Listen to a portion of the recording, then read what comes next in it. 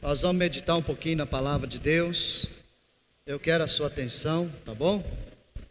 Nós não vamos demorar muito. Hoje é uma noite especial, é noite de Santa Ceia, é noite de celebrarmos o nosso Deus por tudo que Ele tem feito nas nossas vidas, amém? Nós estamos encerrando hoje uma campanha de 7 dias de oração, de jejum, 7 dias de culto direto aqui na igreja. Todos os dias teve culto. E que Deus seja louvado, né? Você que se envolveu, você que participou, você que esteve conosco, que jejuou também, né? Que esteve em oração na sua casa também. Que Deus possa te abençoar ricamente. E que você não pare, tá bom? Não é só uma campanha que faz parte da vida da gente não, irmãos. É a vida inteira, amém? É a vida inteira com Jesus, tá? A campanha a gente inventa essas coisas só para dar um gás na igreja, tá? Amém, pessoal? João capítulo 13, versículo de número 21. A seguir, está escrito assim: tendo Jesus dito isso, turbou-se em espírito e afirmou, dizendo: na verdade vos digo, que um de vós há de me trair. Então os discípulos olhavam uns para os outros, sem saberem do que ele falava. Ora, um de seus discípulos, aquele a quem Jesus amava, estava reclinado no seu seio. Então Simão Pedro fez sinal a este, para que perguntasse quem era aquele de quem ele falava. E inclinando-se sobre o peito de Jesus, disse-lhe: Senhor, quem é? Jesus respondeu: é a quem eu der o bocado de pão molhado. E molhando o bocado, o deu a Judas Iscariotes, filho de Simão. E após o bocado, entrou nele Satanás. Disse, pois, Jesus: o que fazes, faze-o depressa. E nenhum dos que estavam assentados à mesa compreendeu a que propósito lhe tinha dito isso. Porque, como Judas tinha a bolsa, pensavam alguns que Jesus lhe tinha dito: compra o que nos é necessário para a festa, ou que desse alguma coisa aos pobres. E tendo Judas tomado o pão molhado, saiu da presença dele, e já era noite. Amém? Senhor, obrigado pela leitura da sua palavra. Eu peço que o Espírito Santo possa estar usando a nossa vida nessa noite, para poder falar, Pai, com a igreja. O Senhor sabe, Deus, que a minha sabedoria, ela é extremamente limitada, ela é pequena, mas eu não estou confiando em mim, eu confio no Senhor. Sei que a sabedoria do Senhor é suficiente para falar o coração de cada pessoa que está aqui de uma maneira diferente. Por isso, meu Deus, usa esta palavra e fala conosco em nome de Jesus Cristo. Amém, queridos? Glória a Deus. Eu quero falar com você a respeito dessa palavra hoje, irmão. Gostaria da sua atenção aqui, tá? Para que você possa se alimentar e sair daqui fortalecido em Deus, em nome de Jesus. Eu sei que cada um de nós aqui pensa diferente, né? Tem os motivos diferentes de estar num lugar como esse, que a gente chama de igreja. Eu sei que todo mundo aqui tem as necessidades diferentes umas das outras. Eu sei disso, tá? Mas olha, independente de qualquer circunstância, independente de como você veio, de como você está nesse momento, independente disso, eu tenho certeza que o nosso Deus, Ele tem prazer em falar com você. Amém? Deus, ele tem prazer de falar conosco, meus irmãos. Ele não é com uma pessoa que se identifica melhor do que a outra, ou que tem um dom melhor do que o outro, ou que se veste melhor do que o outro, que Deus tem prazer de falar com esse tipo de pessoa. Não, Deus tem prazer de falar com todo mundo. Amém? Deus tem prazer de falar com a igreja inteira. O problema, irmãos, é que às vezes nós já não ouvimos mais a voz de Deus. O problema é esse, é que quando nós chegamos num lugar como esse, que nós chamamos de igreja, nós entendemos que um culto como esse, ele é como qualquer outro culto. É mais uma reunião da semana, é mais uma vez que eu tive a oportunidade de ir na igreja, de cantar alguns louvores, de ouvir uma palavra. É mais uma vez, é simplesmente mais uma vez. Se você pensa dessa forma, eu quero te convidar a voltar para a palavra de Deus. Volta para dentro do Evangelho, sabe por quê? Porque Jesus Cristo, ele continua falando com o seu povo. Amém? Jesus Cristo, ele morreu, mas a Bíblia diz que ele ressuscitou no terceiro dia. E isso não é novidade para ninguém. Todo mundo sabe disso. Então, querido, pelo fato de Jesus Cristo ter ressuscitado, ele está vivo. E ele continua falando com o seu povo. E eu tenho certeza que essa noite é uma noite especial para Jesus falar com você. Amém? Em nome de Jesus. Se você observar esse texto que a gente leu, Jesus estava reunido com seus discípulos, em volta de uma mesa.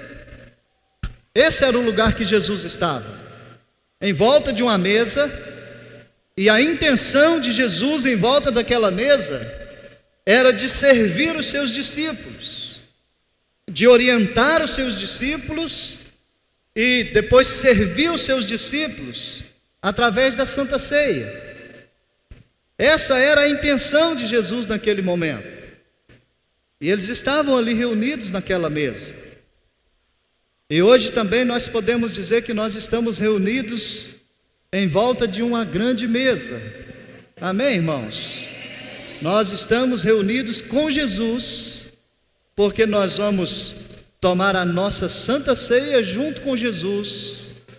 E a palavra de Deus ensina que toda vez que a gente toma a Santa Ceia, que a gente come o pão e a gente toma o cálice na presença do Senhor, nós estamos fazendo isso em memória do Senhor até que Ele venha. Amém? Então nós estamos em volta de uma grande mesa. E é sobre isso que eu quero falar nessa noite, irmãos. De estarmos em volta dessa grande mesa com o nosso Mestre, Jesus Cristo. Jesus estava reunido aqui com seus discípulos, e cada um dos seus discípulos levou alguma coisa para aquela mesa. Cada um levou alguma coisa. Judas, ele levou a traição para aquela mesa. Judas, provavelmente, ele estava levando para aquela mesa o ódio, a mágoa, sei lá, o rancor, a insatisfação, a vontade de pegar Jesus pelo pescoço e dar-lhe uma surra ali na frente dos seus discípulos. Porém, pelo fato dos discípulos estarem ali juntos, Judas não era capaz de fazer isso, A coragem não deixava. Mas Judas levou isso para a mesa, a intenção de trair Jesus, a intenção de fazer algo mal para Jesus, sendo que Jesus não havia feito mal para nenhum deles. Essa era a intenção de Judas, era o que ele tinha levado para a mesa. Eu pergunto para você pensar nessa noite: se nós estamos em volta de uma grande mesa, o que você trouxe para ela? O que você trouxe para essa mesa hoje? É a insatisfação? É o ódio? É a mágoa com alguém? É a falta de perdão? É o orgulho, sei lá? É o egoísmo de querer as coisas só para você e de achar que só você tem a capacidade ou a oportunidade, só você merece as coisas? O que você trouxe para essa mesa? Estou trazendo esse tipo de mensagem hoje, irmãos, para que nós como igreja possamos refletir a respeito do que nós fazemos quando nós estamos na presença do nosso Mestre. O que nós apresentamos para Ele? Às vezes nós, com o nosso coração assim tão religioso, né? Nós falamos assim: ah, pastor, eu não tenho nada para oferecer para Deus. Quem sou eu para oferecer alguma coisa para Deus? Quem sou eu? Querido, se Ele te escolheu, se Ele chamou você para essa mesa, é porque você tem a condição de oferecer alguma coisa para Ele. Com certeza. Pastor, mas eu estou com o coração cheio de ódio. Eu estou igual o Judas, com o coração cheio de ódio. Jesus é poderoso para libertar você disso.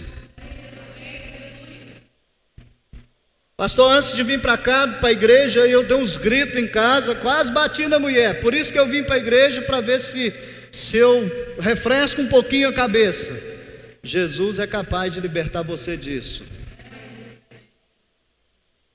Então, querido, o que você trouxe para cá, para essa mesa hoje? É interessante que o Judas, ninguém sabia, além de Jesus, né? Além de Jesus, ninguém sabia o que Judas estava ali planejando no seu coração. Só Jesus sabia.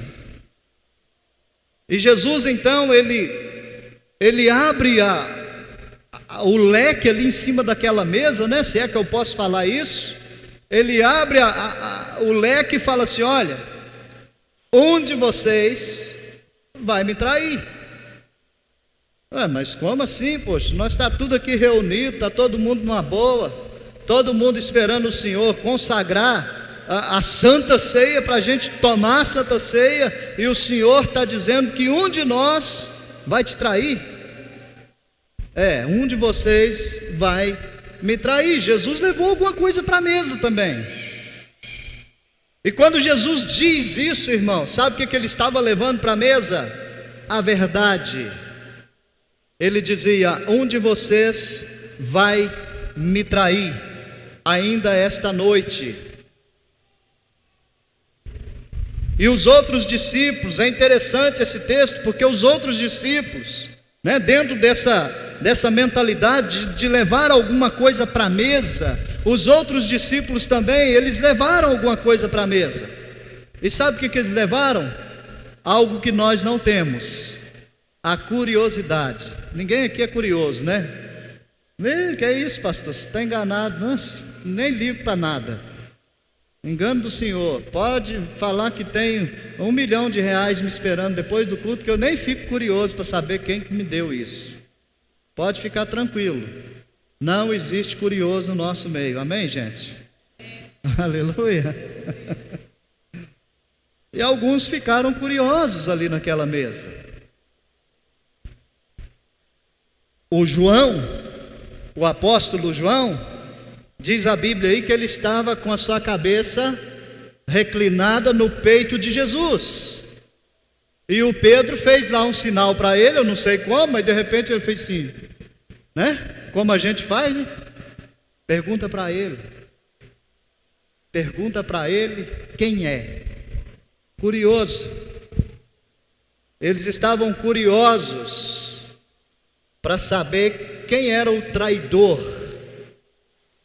Sabe, irmãos, a curiosidade muitas vezes ela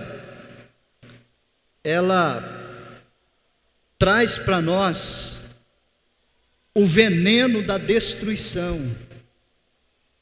E muitas vezes, se eu e você não tomarmos o cuidado, até mesmo estando na mesa, na presença de Deus, diante de Deus, se nós não tomarmos o cuidado, esse veneno, ele pode se espalhar e vidas serem atingidas com isso. Então, querido, você está na presença de Deus. Eu estou na presença de Deus. Eu estou usando esse termo de estarmos reunidos em volta de uma mesa para a gente entender a seriedade que é quando nós dizemos: eu estou na presença de Deus. Querido, isso é muito sério, porque sempre na presença de Deus nós levamos alguma coisa. Sabe, muitas pessoas, elas se dão mal por causa da curiosidade. Elas são tão curiosas que elas perdem o respeito. Você já notou isso? Credo, pastor, estou entendendo onde você quer chegar. No final você vai entender. Mas tem gente que é tão curioso, irmãos, que ele perde o respeito e ele acaba entrando na vida dos outros. Ele acaba entrando em lugares que ele não foi chamado para estar. E sabe o que levou essa pessoa a entrar em lugares que ela não foi chamada para estar? A curiosidade. Ficou curioso. Era o que Pedro tinha levado para a mesa. E o João, atendendo o pedido de Pedro, ele falou assim: Senhor, quem é? Quem é o traidor? Fala para nós que nós vai dar logo um pau nesse camarada. Para quem não sabe aqui, irmãos, o João, ele era considerado como o filho do trovão, tá? O João que Jesus amava, está escrito aqui, João que Jesus amava, aquele a quem Jesus amava, que estava com a sua cabeça encostada no peito de Jesus.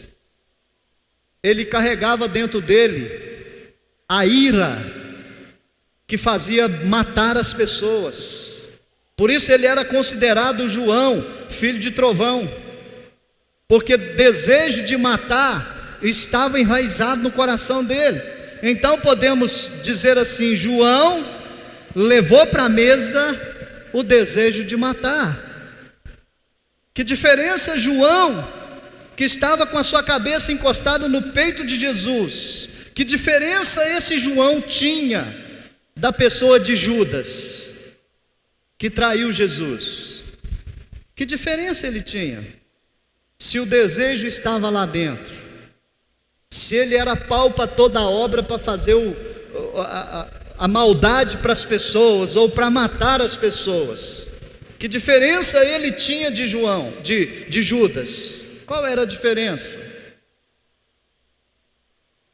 Sabe, irmãos, o que me leva a refletir nisso daqui, falando de tudo isso, para a gente não demorar muito, que me leva a refletir nisso daqui, é que muitas vezes nós estamos num lugar como esse, que eu estou chamando de mesa, estamos em volta dessa mesa, na presença do Senhor Jesus, e muitas vezes nós nos achamos uns melhores do que os outros. A única pessoa que estava na mesa com os discípulos, que tinha a capacidade e a autoridade para condenar Judas, era Jesus, mas ele não condenou, ele não fez isso. Mas os outros já estavam curiosos, os outros já estavam doidos para dar um pau em quem ia trair Jesus. Por quê? Porque eles tinham levado aquilo para a mesa. E quantas vezes nós chegamos num lugar como esse e nós estamos com os nossos corações desse jeito, não é verdade? Quem sabe agora você está até pensando isso: nossa, que palavra mais chata, que palavra mais ruim. Se o pastor não tinha nada para pregar, por que não pôs o Felipe? Quem sabe ele tinha alguma palavra melhor para trazer para nós nessa noite. Sabe o que é isso, irmãos? um coração que está fechado para a voz de Deus e aberto para as críticas. Toda vez que você se fecha para Deus, você se abre para as críticas. E toda vez que a crítica toma conta de você, pode ter certeza, lá na frente, você vai se dar mal. Vai se dar mal, querido. A Bíblia diz que da mesma forma que você mede, você será medido. Ou seja, da mesma forma que você critica alguém, você pode ter certeza, alguém vai criticar você também. Ou seja, você vai se dar mal.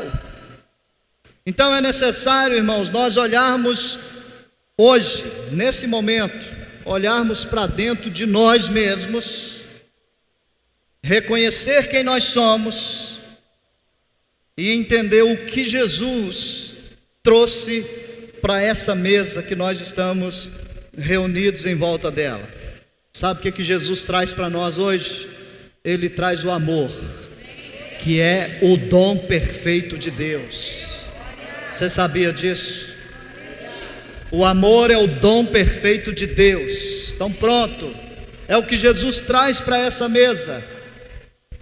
Pastor, bem que eu estou precisando desse amor, então deixe Jesus entrar dentro de você. Eu tenho certeza que você vai sair daqui completamente transformado.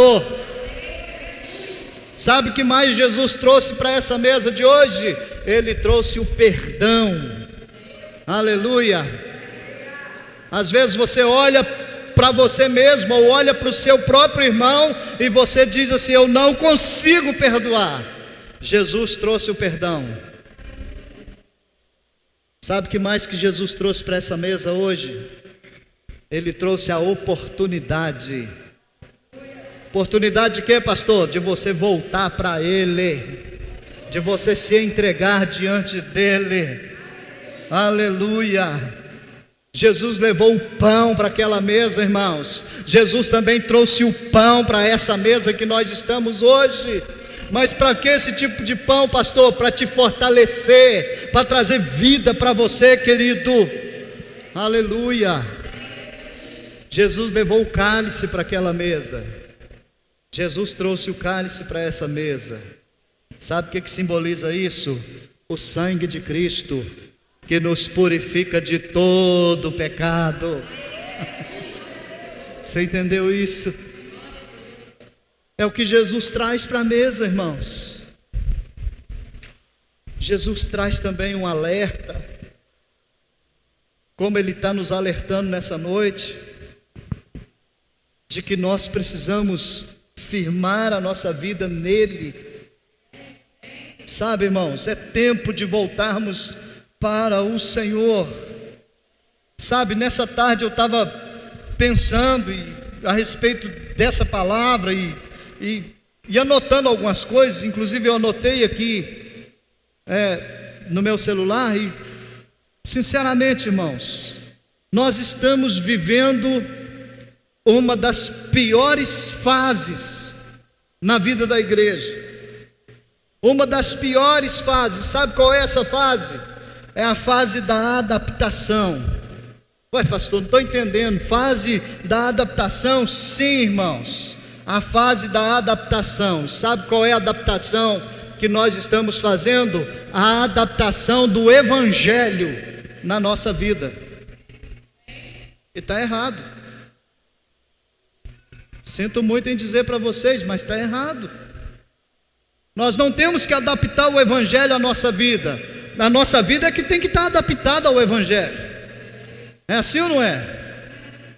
Afinal de contas, quem governa? É a minha vontade ou é a vontade de Deus? É a vontade de Deus, não é? Então, a minha vida precisa estar adaptada ao Evangelho. Mas infelizmente, irmãos, nós estamos vivendo essa terrível fase de adaptar o Evangelho à nossa vida, às nossas vontades. E sabe como que nós chamamos isso? Com toda franqueza, nós falamos assim: pastor, eu fui liberto da religiosidade. Nós temos prazer de falar isso, né? Eu fui liberto da religiosidade, pastor. Comigo já não tem mais esse negócio de ser um religioso, esse trem de estar na igreja, esse tem que ter, tem que ter compromisso com a igreja, de que tem que estar sempre ali presente, tudo bonitinho. Isso é tudo coisa de religioso, isso já saiu da minha vida. Isso não é coisa de religioso não, irmãos, isso é coisa de gente comprometida. É coisa de gente comprometida. Porque se você diz, eu tenho um compromisso com Deus, eu sou fiel a Deus, e se você não tem compromisso com o seu irmão, com a sua igreja, você está mentindo, diz a palavra. A Bíblia diz com clareza: aquele que diz que conhece a Deus, mas aborrece o seu irmão, é mentiroso. Não foi eu que falei isso não, está escrito aí, ó. 1 João alguma coisa, depois você procura, tá? Está nas cartas aí de João. Então se você diz, eu amo o Senhor, meu Deus, oh como eu te amo tanto, mas aí aborrece o seu irmão, odeia o seu irmão, faz mal para o seu irmão, fica de cara feia para o seu irmão, né? Olha para o seu irmão assim, né? Diz, estou desconfiado de você, né? Está olhando com o rabo do olho, nem sei se o olho tem rabo, mas tudo bem, se a gente fala isso, né? Está olhando com o rabo do olho, querido. Então, você diz que conhece a Deus, mas está aborrecendo aqui, é mentiroso. Não é eu que estou falando isso, está escrito ali. Então o que você trouxe para a mesa? Ah, pastor, eu sou livre de religião, eu graças a Deus, eu posso servir a Deus em casa mesmo. Pode, é claro, e deve, viu? Não só pode, como deve. Você deve servir a Deus em casa. Mas sabe como que você serve a Deus em casa? Sendo um bom exemplo para a sua família, tá? Sendo um bom exemplo de honestidade, sendo honesto dentro de casa, com a sua família, dando um bom testemunho para a sua família. É assim que nós temos que servir a Deus dentro de casa, é servindo de exemplo para eles, é fazendo o nosso familiar olhar para nós e falar assim, eu quero o que esse cara tem. Aí o seu familiar fala assim, mas o que é que você tem de diferente de mim? Você fala assim, é Jesus, querido, vem comigo, segue o caminho que eu estou seguindo, que você vai encontrar com Ele também. Mas hoje, irmãos, nós estamos ouvindo tanto falar sobre religiosidade, né? Que as pessoas estão colocando na cabeça delas que elas não precisam mais nem vir na casa de Deus. Irmãos, isso é muito sério, sabe? A Bíblia é clara quando ela diz que nós não devemos abandonar as nossas congregações, como é o costume de alguns. O Senhor já alertou a gente, lá em Hebreus, né, está escrito isso, que nós não devemos abandonar as nossas congregações, ou seja, devemos frequentar a casa de Deus. Isso não é eu que estou falando, irmãos, é a Bíblia Sagrada, e o manual de fé que nós temos é a Bíblia. Então nós precisamos acreditar nisso. Ah, pastor, que nada, isso é coisa de religioso. Eu posso servir a Deus em casa, eu posso servir a Deus no meu trabalho. Pode e deve. Pode e deve, viu? Porque se você é um cristão só que dentro da igreja, está errado. Lamento falar isso, mas se você é um cristão só dentro da igreja, você está errado. Aproveita a oportunidade que você está tendo na mesa e faz uma revisão, conserta, pede perdão se é o caso, sei lá, abraça com Jesus, rola com Ele no chão, faz alguma coisa, mas sai daqui transformado em nome de Jesus. Não adianta você dar o bom dia lá no Facebook, lá no WhatsApp, não adianta você encher o celular dos outros de bom dia, se dentro de casa você fica de cara virada com seu marido ou com a sua esposa. Não adianta. Você entende isso? Aí depois fica com conversa fiada, eu não sou mais religioso, eu não tenho mais esse problema com religião, eu oro onde eu estiver, eu faço. Amém, tem que fazer isso mesmo, tem que fazer tudo isso, irmãos. Mas esse papinho, sabe, de que eu não sou mais religioso, sabe o que isso está fazendo com muita gente? Está desviando as pessoas, está afastando as pessoas da presença de Deus, está simplesmente afastando. Irmãos, infelizmente nós vivemos de onda, ó. É a onda, né? A onda faz mais ou menos assim. Nós vivemos de onda. Houve uma época na história da igreja, a época do sopro. Você já viu isso? As pessoas chegavam na igreja, né? Aí o palestrante ele soprava nas pessoas e as pessoas caíam. Eu estou sentindo o poder de Deus. Igual aqueles bonecos de vento, né? Como é que chama aquilo? Inflável, né? O poder de Deus entrou em mim. Porque o cara soprou, o sopro ungido, né? Como é que é? Não entendi nada. Depois você fala aqui para nós. Como é que é? Está amarrado? Tá amarrado. Tá solto, tá expulso já saiu em nome de Jesus, né? Depois, irmãos, nós entramos na fase do riso, né? Os caras entravam na presença de Deus e alguém falava alguma coisa e todo mundo começava a rir, rodopiar, né? Cair, levantar. Pastor, você é contra isso? Não, irmãos, eu gosto dessas coisas. Eu gosto de tudo isso. Só que hoje, nos nossos dias, nós estamos vivendo o movimento de não ser religioso. Eu não estou dizendo que você tem que ser religioso. Ninguém tem que ser religioso, irmãos. Longe de nós o tal da religião.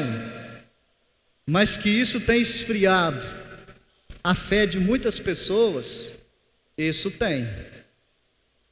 Pastor, mas como é que a gente sabe que a fé de alguém está esfriando? Quando a pessoa muda o seu comportamento. Quer ver um dos comportamentos que às vezes tem mudado na vida da igreja? Algum tempo atrás, preste atenção nisso, tá? A maioria de nós chegávamos na igreja, na casa de Deus, tá? E o que a gente fazia? Primeira coisa que a gente fazia, procurava o nosso cantinho, onde a gente gosta de sentar, dobrava o joelho, e a primeira pessoa que a gente falava era com? Então, sabe o que acontece hoje? A gente chega na igreja, na casa de Deus, a gente fala com todo mundo, a gente negocia, a gente troca ideia, troca mensagem, mostra conversa no celular um para o outro. E sabe que hora que a gente vai falar com Deus? A hora que o culto começa, se é que fala. Aí o louvor está ruim, a culpa é dos meninos. Sabe por quê? Porque eu cheguei na igreja, em vez de eu botar o meu joelho no chão e falar assim: Deus, eu quero louvar o Senhor nessa noite, eu quero que esses meninos sejam cheios do Espírito Santo para transmitir alguma coisa para nós como igreja. Não, eu fico de conversa fiada, falando da vida dos outros, e depois eu quero sentir Deus. Aí a gente é usado por Deus para repreender a igreja, e alguns falam assim: o pastor está muito religioso. Se isso é ser religioso, eu quero aprofundar, de verdade. Eu não chamo isso de religioso, eu chamo isso de zeloso. Ter zelo por aquilo que Deus colocou na minha vida, nas minhas mãos. Deus colocou para eu cuidar, irmãos, então eu vou cuidar da melhor forma que eu puder. Você está entendendo? Eu não vou cuidar de qualquer jeito, eu não vou fazer a coisa do jeito que eu acho que deve ser, do jeito que, mas não é assim que eu penso, irmão. O que você pensa, para mim, não resolve nada. O que eu penso, para mim, não resolve nada. Agora, o que ele diz, você entendeu? O que ele diz, para mim, é tudo. Deus falou, meu irmão, a água parou, acabou, pronto, já era. Ele falou, está falado. Não adianta eu falar, tem umas coisas da Bíblia que eu não concordo, porque isso aí é coisa de religioso. Eu não quero nem saber, irmão, se você concorda ou se você deixa de concordar. A palavra de Deus é a Bíblia Sagrada, para mim é a Bíblia Sagrada. Pastor, mas eu não acredito. Então o problema é seu. Eu acredito na Bíblia Sagrada.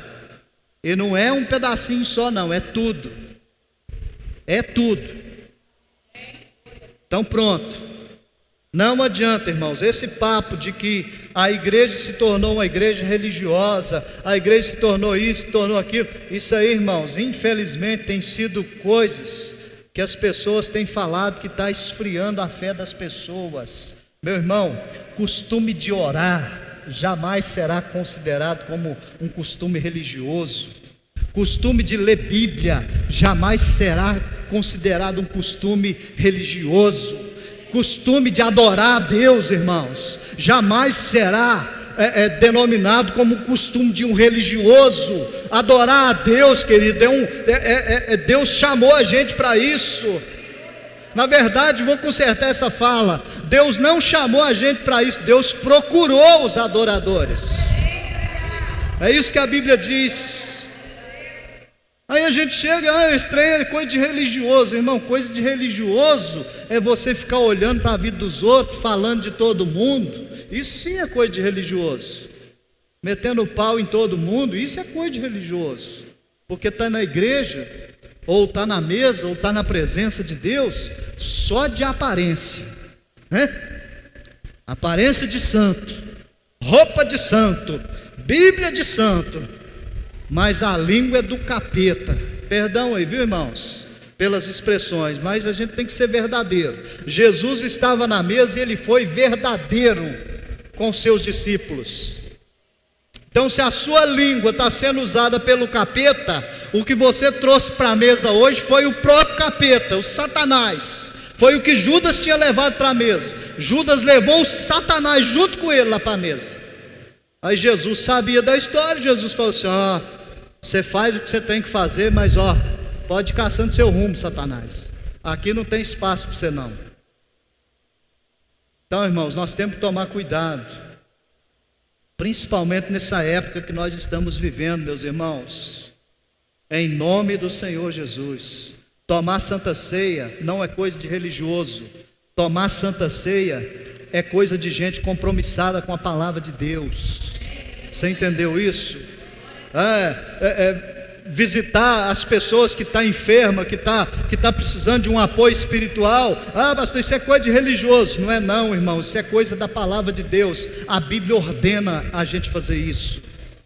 Mas isso é coisa de pastor, o pastor que tem que fazer, ele é que se vira. Quem mandou ele aceitar essa obra de Deus? Não é coisa de pastor não, é coisa da igreja. A responsabilidade é da igreja. Então eu quero que você entenda isso, porque hoje você está tendo a oportunidade de usufruir dessa mesa, de usufruir dessa presença do Senhor. Sabe, irmãos, de verdade, eu posso fazer um desabafo com vocês? Vou fazer. Se você conseguir aguentar me ouvir, amém. Se não conseguir, beleza. Mas sabe, irmãos, de verdade, nós queremos tudo de Deus, menos ser repreendido. Nós queremos tudo, nós queremos que Deus nos dê riqueza, nós queremos que Deus nos dê saúde, nós queremos que Deus salve a nossa família, nós queremos que Deus faça um monte de coisa na nossa vida, mas a gente não quer compromisso, não é verdade? Eu falo a gente, é maneira de falar, viu, irmãos? Tem muitas pessoas que ainda estão compromissadas, que ainda não merecem nem ouvir uma palavra dessa. Mas olha, de verdade, irmãos, com esse papinho de ser religioso ou deixar de ser religioso, o que tem de gente distanciando da presença de Deus, isso não é brincadeira. Toda vez que nós nos reunimos na presença de Deus, o Senhor sempre usa alguém para falar para a gente assim: olha, volta para o seu primeiro amor. Volta para as práticas das primeiras obras. Volta, meu filho. Você não pode continuar aí nesse caminho que você está, não. Você tem que voltar, volta. Você entende isso? E é isso que nós precisamos fazer, irmãos. Quer usufruir da mesa? Usufrua. A mesa é para você. Jesus Cristo é o Senhor dela, não sou eu. Eu estou aqui apenas como um pregador da palavra de Deus, mais nada, irmãos, é só isso. Sabe? Eu estou aqui para isso, para orientar você, para direcionar você, para mostrar para você que nós temos tudo junto conosco nessa mesa. Nós temos a presença do Senhor Jesus e nós precisamos usufruir dessa presença. Eu preciso usufruir dessa presença de Jesus, querido. Pelo amor de Deus. Agora eu já estou fazendo um apelo, já não é mais um desabafo. Pelo amor de Deus, querido. Bota a mão na consciência. Invista no reino de Deus. Paga preço. Vai buscar a Deus, querido. Ora, meu querido, ora. Não espera pastor levantar campanha. Vai ter campanha, eu vou participar. Vai ser uma delícia. Vai ser uma bênção, irmão. A campanha é bênção, mas você precisa dar continuidade. Se você não der continuidade, meu irmão, você vai viver só de campanha e não vai resolver sua vida. Em nome de Jesus, igreja, é tempo da gente acordar para o Senhor, acordar para as coisas de Deus. É tempo disso, igreja. E a oportunidade é agora.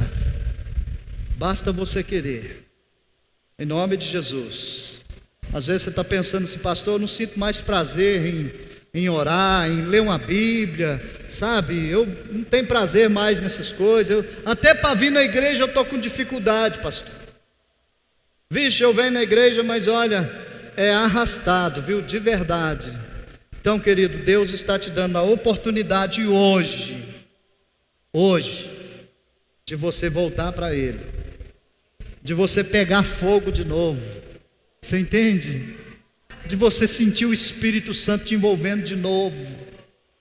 Coisa boa, irmãos, quando a gente sente o Espírito Santo, não é verdade? A gente sente aquela coisa gostosa envolvendo a gente chora, a gente não sabe nem por que está chorando, né? Se alguém pergunta, o que está chorando, o que está acontecendo? Você fala, não sei, cara, eu não sei o que está acontecendo comigo, eu só sei que é bom. Aleluia. Eu não sei, eu só sei que é maravilhoso estar na presença de Deus. Deixa Deus usar você, querido. Em nome de Jesus. Você pode ficar em pé? Em nome de Jesus, querido. Eu espero que você tenha entendido essa palavra. Eu falei que ia falar pouco e acabou falando muito, né? Mas eu espero que você tenha entendido essa palavra. Porque, igreja, Deus me levou a falar um tempo atrás a respeito da pandemia espiritual. Pastor, eu não assisti a mensagem, eu não participei do culto. Vai lá no YouTube da igreja que você, no canal do YouTube da igreja, né? Você vai achar essa mensagem lá, tá bom? É só você ir lá. Vale das Bênçãos Passos. Você vai achar essa mensagem, a pandemia espiritual, irmãos. Nós temos que tomar cuidado com isso, porque está esfriando muita gente. E eu não quero que nenhum de nós fique frio na presença do Senhor. Muito menos morno. Morno é pior do que frio. Nós temos que estar pegando fogo diante de Deus, amém? Oh, cheio do Espírito Santo, renovado pela graça de Deus, transformado pelo poder do Espírito Santo. É assim que nós temos que estar, irmãos. E você pode começar agora, fazendo confissões a Deus. Em nome de Jesus, feche seus olhos. Fala com Deus do seu jeito, querido. Do seu jeito, fala com Deus. Se é caso de pedir perdão, pede perdão para Deus. Mas não deixe de falar com Ele. Daqui a pouquinho nós já vamos servir a Santa Ceia, mas eu queria fazer essa oração junto com você. Eu não vou te chamar aqui na frente para não aglomerar, mas aí onde você está, querido, eu quero fazer essa oração com você, irmão. Para você voltar para Deus, a ser aquilo que Deus estabeleceu para você ser. em nome de Jesus. Ó meu Deus, nós oramos a Ti mais uma vez, nós levantamos a nossa voz em oração para colocar a nossa vida diante do Teu altar, Senhor. Eu sei que muitas vezes, ó Deus, ao longo da caminhada nós afastamos, nós deixamos às vezes a mágoa tomar conta do nosso coração, às vezes nós deixamos o ódio tomar conta do nosso coração, a raiva. Ó Deus, muitas vezes nós deixamos a crítica tomar conta do nosso coração. Muitas vezes, meu Deus, nós chegamos diante do Senhor e a nossa vida está toda bagunçada, meu Pai. Mas eu oro junto com os meus irmãos, porque eu sei que a única pessoa capaz de consertar a nossa vida é o Senhor. O único que é capaz de dar força para a gente é o Senhor. É o único que é capaz de pegar na nossa mão e ajudar a gente a caminhar, Senhor. Oh, meu Deus, eu vou te pedir, Pai, para o Senhor não apenas pegar na nossa mão, mas para o Senhor pegar a gente no colo. Meu Deus, carrega a gente, meu Deus. Nós precisamos do Seu socorro. Nós precisamos, meu Deus amado, de estar no centro da Sua vontade, sermos literalmente carregados pelo Senhor, meu Pai, em nome de Jesus, meu Deus, porque às vezes a força da gente já não dá mais, às vezes, meu Deus, a fé da gente já não dá mais, muitas vezes, meu Deus amado, a coragem da gente já não dá mais. Então eu te peço, carrega a gente, meu Deus. Segura a gente nos Seus braços, ó Pai, e nos carrega, meu Deus, porque nós precisamos nessa noite. Eu digo isso por mim, Senhor. Eu preciso ser carregado pelo Teu Espírito Santo. Ah, meu Deus, para voltar, ó Pai, a Ti, ó Deus. O Senhor é a fonte de águas vivas, diz a palavra, e eu quero voltar a Ti, ó Deus, a ter o prazer de passar horas na presença do Senhor, a ter o prazer de passar momentos lendo a palavra, estudando a palavra, pesquisando a respeito da palavra. Meu Deus, eu quero, Pai, eu particularmente, eu quero voltar para o Senhor nessa noite. Ó Deus, e se tem algum irmão aqui, Pai, que está com esse mesmo sentimento, eu peço que o Senhor carregue essa pessoa no colo também, Senhor.